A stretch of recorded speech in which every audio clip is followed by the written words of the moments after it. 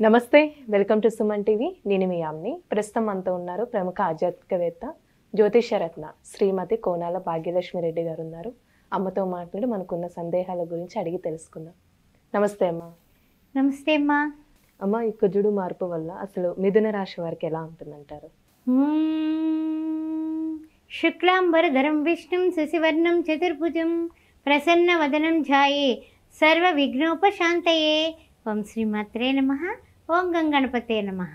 ద్వాదశ రాశుల వారికి ఏ విధంగా ఉండబోతోంది, మిథునంలోకి కుజ భగవానుడు వెళుతున్నాడు అనే విషయాన్ని ఇప్పుడు మనం తెలుసుకుందాం. మరి ఆస్ట్రో భాగ్యలక్ష్మి అని ఈ ఛానల్ని సబ్స్క్రైబ్ చేశారా, లైక్ చేశారా, షేర్ చేయండి, మన వాళ్ళందరికీ పంపించండి.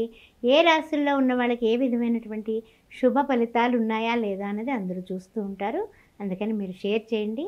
జాతకంలో ఏ డౌట్స్ ఉన్నా, పొంతన చేయాలన్నా, చక్రాలు వేయాలన్నా, ఎనీ డౌట్, కుంభ వివాహం, కదలి వివాహం ఇలాంటి వాటి కోసం, చండీ హోమం, సుదర్శన హోమం, ఇలా హోమాది కార్యక్రమాల కోసం, జపాల కోసం నన్ను సంప్రదించవచ్చు.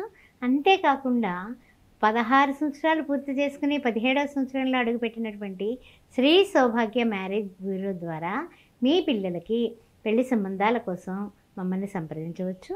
9866044439. హిందువులు అయ్యి ఉండి అన్ని వర్ణముల వారికి స్వాగతం పలుకుతుంది శ్రీ సౌభాగ్య మ్యారేజ్ బ్యూరో. ఓం శ్రీమాత్రే నమః. మిథున రాశి వారికి జన్మ రాశి అంటే వాళ్ళకేమిటి, జన్మతః ఈ కుజుడికి బుధుడికి పడి చావదు. ఆయన వచ్చి ఇంట్లో కూర్చున్నాడు. ఎలా ఉంటుంది చెప్పండి? ఆలోచనలు, టెన్షన్స్ వీళ్ళకి. అంటే పాపం మొన్నటి వరకు ఏదో 12th హౌస్లో ఉన్నాడు, కాస్త బళ్ళు గట్ట జాగ్రత్తగా నడపాలి, యంత్రాల దగ్గర పనిచేసేవాడు జాగ్రత్త, ఈ జాగ్రత్తలన్నీ చెప్పుకుంటూ వచ్చాం. ఇప్పుడు ఏంటంటే మీ ఇంట్లోకి వచ్చేసి కూర్చున్నాడు. మనకి ఇష్టం లేని చుట్టం ఇంటికి వచ్చాడు. అండ్ అప్పుడు ఎలా డిస్టర్బ్ అవుతాము అంటే హెల్త్ డిస్టర్బ్, మన ఎదుగుదల డిస్టర్బ్, ఆ తర్వాత ప్రాబ్లమ్స్. మనం రామ అన్న అవతలి వాడికి ఇంకో రకంగా వినిపిస్తుంది. అలాంటి పరిస్థితులు ఎదుర్కొంటారు మిథున రాశిలో. మిథునంలో ఎవరున్నారు? మృగశిర 3-4 పాదాలు, ఆరుద్ర నక్షత్రం.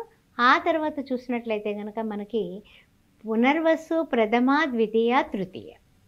వీరందరూ కూడా బీ అలర్ట్. అయిపోయింది ఇప్పటి వరకు ఒక రకం అయింది, ఇప్పుడు ఇంకో రకం వస్తుంది. అందువల్ల 56 రోజులు జాగ్రత్త జాగ్రత్త జాగ్రత్త. మరి ఏంటి, మరి ఏం చేసుకోవాలి, ఎలా చేసుకోవాలి, ఏంటి? వృత్తుల్లో ఉన్నాం, ఉద్యోగాల్లో ఉన్నాం, కొత్త ఉద్యోగాల కోసం చూస్తున్నాం, మార్పులు చేర్పులు చేద్దాం అనుకుంటున్నాం, శుభకార్యాలు చూద్దాం అనుకుంటున్నాం. ఇంకా ఎన్నో ఆలోచనలు ప్రతి మనిషికి వాళ్ళ పరంగా వాళ్ళు చేసే ఏదైతే చేస్తున్నారో దానిలో ఇంకా ఎదుగుదల కోసమే కదా ప్రతి మనిషి కూడా తాపత్రయపడుతూ ఉంటాడు. మరి అట్లాంటప్పుడు మరి ఏం చేయాలి ఏంటి అనేది ఇది 100 మార్కుల ప్రశ్న. అలాంటప్పుడు ఫస్ట్ మీరు చెప్పాలంటే కనుక ఎవరి మాట విన్ను, నేను మోనార్క్ అనే విధంగా తయారవుతాను. ఈ మార్పు వల్ల అలా అది ఏంటంటే నాకు తెలుసు, నువ్వేం చెప్పక్కర్లా అంటే ఇంకెవడేం చెప్తాడు మీకు? ఇంట్లో వాళ్ళు బయట వాళ్ళతో కూడా ముందు డిషన్ గొడవలు వస్తాయి. తర్వాత ఏంటంటే కోపం, మీకు తొందరపాటుతనం, ఉక్రోషం. మిథున రాశి వారికి ఏంటంటే నాకు అన్నీ తెలుసు, నాకు ఎవరు చెప్పేవాళ్ళు లేడు, నేను చెప్పింది నేను చాలా కరెక్ట్. ఇతరుల మాట, ఇంట్లో పెళ్ళాం మాట, మొగుడు మాట పెళ్ళం, లేకపోతే పిల్లలు, వీళ్ళకి సంబంధించి కుటుంబ సభ్యులు, పెద్దవాళ్ళు, లెక్కలేని చేయనటువంటి తనం వచ్చేస్తుంది. లెక్క చేయని తనం వచ్చేస్తుంది అక్కడ. అంటే ఏంటంటే వీళ్ళు పాపం సోతగా మంచివాళ్లే. ఈ మీ కుజుడు వచ్చాడు కదా, ఇది ఎలా అంటే కనుక ఉగ్రం. మనకి నరసింహస్వామిని అనగానే ఉగ్రవీరం మహాకాయం అంటాం. ఆ విధంగా తయారవుతారు వీళ్ళు. చిన్న సైజు నరసింహస్వాములు అయిపోతారు. అయితే మరి ఏ విషయంలో జాగ్రత్తగా ఉండాలంటారు? వీళ్ళు ఎలాంటి పనులు అయ్యే అవకాశం ఉందంటారు మిథున రాశి వారికి? అసలు ఏంటంటే ఈ కోపం, తాపం, క్రోషం, తొందరపాటుతనం వీటి వల్ల వీళ్ళు ఇబ్బంది పడతారు. సరే, వాళ్ళు అవన్నీ చేయాలంటే కనుక బళ్ళు కూడా స్పీడ్గా నడిపిస్తారు. లాస్ట్ మినిట్లో బయలుదేరి మనం వెళ్ళిపోవాలి అనేసి 100లో వెళ్ళిపోయినా 200లో వెళ్ళిపోయినా నష్టం ఎవరికి? ఇంజరీలు, దెబ్బలు, తగుల్చుకొని, యంత్రాల దగ్గర కూడా అంతే. ఏదో ఎక్కడో బుర్ర పట్టుకెళ్ళి ఎక్కడో పెట్టి మనం ఇక్కడ యంత్రం దగ్గర జాగ్రత్తగా ఏదో కర్రకోత మిషన్ దగ్గర పనిచేస్తున్నాం, అది జాగ్రత్తగా కొయ్యాలి కదా, దగ్గర అలర్ట్గా ఉండాలి. అట్లాంటి పని జాగ్రత్త అనమాట. అంటే అదే జస్ట్ ఉదాహరణ చెప్తున్నాను. అలా యంత్రాల దగ్గర చాలా జాగ్రత్త. మంగళవారం నాడు మౌనవ్రతం మీరు చేసినట్లయితే ఆ కుజుడు శాంతిస్తాడయ్యా. మౌనవ్రతం చేయాలంటారా? ఏం లేదు, ఎవరితోటి మాట్లాడను, ఇది వేళ మంగళవారం, పలక మీద కూడా రాసి చూపియం, అంతే. నన్ను డిస్టర్బ్ చేయొద్దు అని అనుకొని ముందు నేను మొక్కుకున్నాను, ఈ విషయాలు ఏం చెప్పక్కర్లే, ఎవ్వరికి ఏమి మీరు చెప్పక్కర్లా, నేను ఏదో మొక్కుకున్నాను, మంగళవారం మాట్లాడను, అంతే. తదుపరి మీరు ఈ 56 రోజులు కూడా ముక్తసరిగా ఎంతవరకు అవసరమైతే అంతవరకునే మాట్లాడండి, పొదుపుగా మాట్లాడండి. అప్పుడు చాలా ప్రాబ్లమ్స్ సాల్వ్ అయిపోతాయి. అయితే అమ్మ, ఏమైనా శుభకార్యాలు జరిగే అవకాశం ఉందంటారా? ఏదైనా పనులు అంటూ చేయొచ్చు అంటారా? శుభకార్యాలు జరగడం కానీ కుదరడం కానీ అవి కూడా మీ మాట తీరికి, మీ తొందరపడతనానికి మన గొయ్య మనం తవ్వుకున్నట్టు అవి స్టక్ అవుతాయి. కొంచెం లేట్ అయ్యే అవకాశం ఉంది. గమ్మున మాట స్పీడ్గా మాట్లాడేస్తారు మీరు. దాంతో అవతలి వాళ్ళు అపార్థం చేసుకుని మనతో గొడవలు పెట్టుకునే కార్యక్రమాలు ఉంటాయి. అందువల్ల జాగ్రత్త. అయితే అమ్మ, ఈ రాశి వారికి సంబంధించి ఎలాంటి పరిహారం చేయాలంటారు మరి?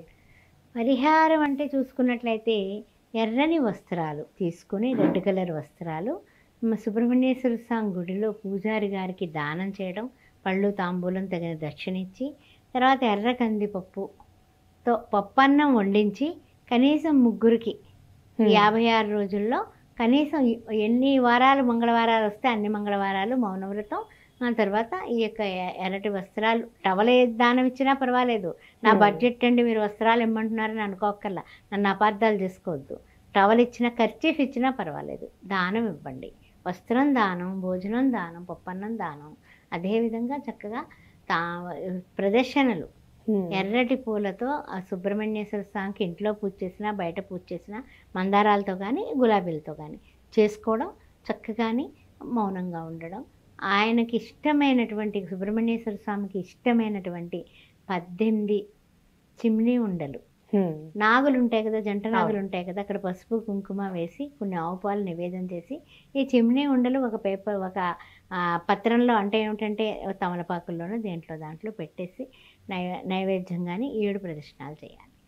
అలా చేస్తే చాలా వరకు ఈ సాంద్రత తగ్గుతుంది. మొత్తం అంతా అయిపోతుంది, ఏం పర్వాలేదు అని మాత్రం నేను చెప్పట్లా, కొద్దిగా తగ్గే అవకాశం. చాలా చక్కగా తెలియజేశారమ్మా, ధన్యవాదాలు. శ్రీమాత్రే.